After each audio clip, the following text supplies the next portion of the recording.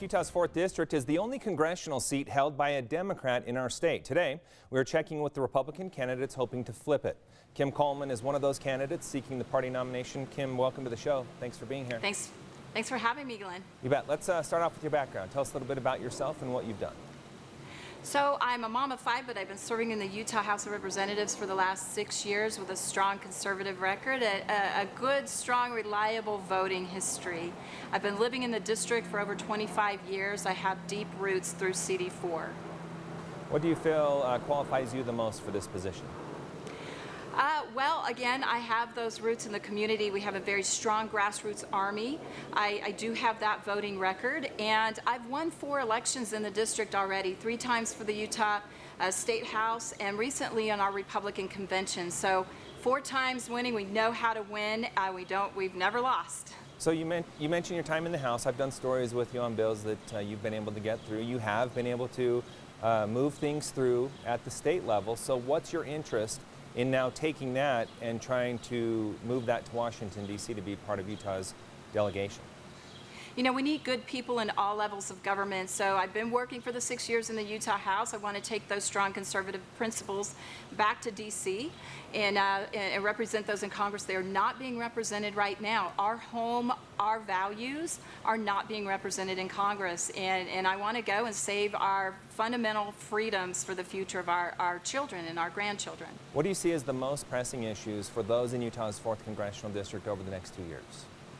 Well, I would say immediately is our COVID response. So we need to get back to work. We need to reopen the economy. And prior to COVID, we had America was enjoying the strongest peacetime economy in our history.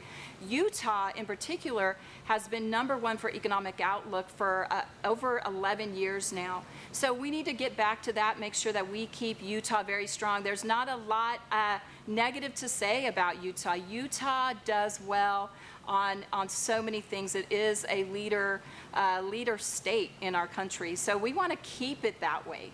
Let's dig a little bit deeper into that. If you were elected to Congress, how would you assess on a national level how we have responded to the COVID-19 pandemic? First and foremost, we need policymakers, lawmakers, elected officials that respond to the disease, and not just medical professionals, because it is elected officials, it is policymakers that look at everything comprehensively. So while we responded a little bit in fear to the disease, and we were trying to control the disease itself, we need to make sure that we make sure that there's not an effort to control the people, and that we really do have a reasonable response that balances all the aspects of a response to the pandemic. So I'm with you on the moving targets. We have definitely seen things change rapidly over this, but one thing that has remained consistent is that those are at high risk. There's a high mortality rate among them. So with that in mind, how do you protect those at high risk while still trying to maintain economic health? I think the answer is embodied in your question, is we isolate those populations and we deal with the populations that are most at risk.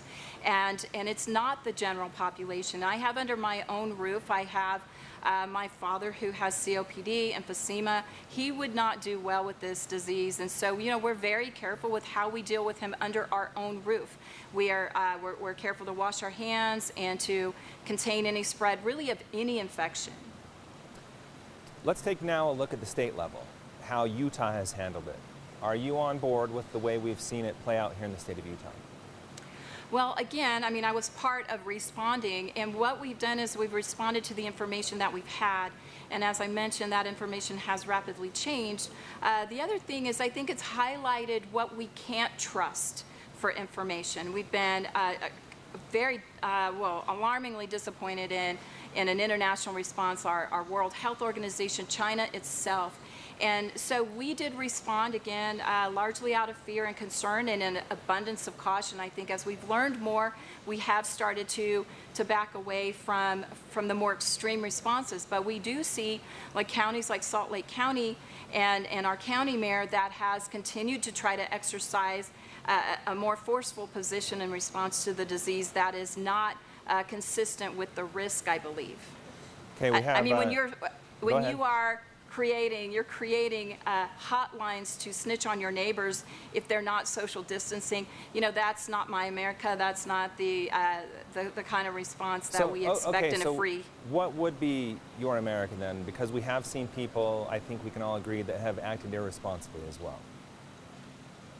Well, I think it's incumbent upon us to be responsible, on the people to be responsible. And to have such a heavy hand, you know, a snitch line, again, that is very, very concerning in a free America. We have just a few seconds left. I do want to give you one chance. What is your pitch to Republican voters to go with you on June 30th? So most people ask me two main questions: are you really conservative, and can you win? And I check both of those boxes. I have a 6-year conservative record. You can check my votes. There's a pattern that you can trust.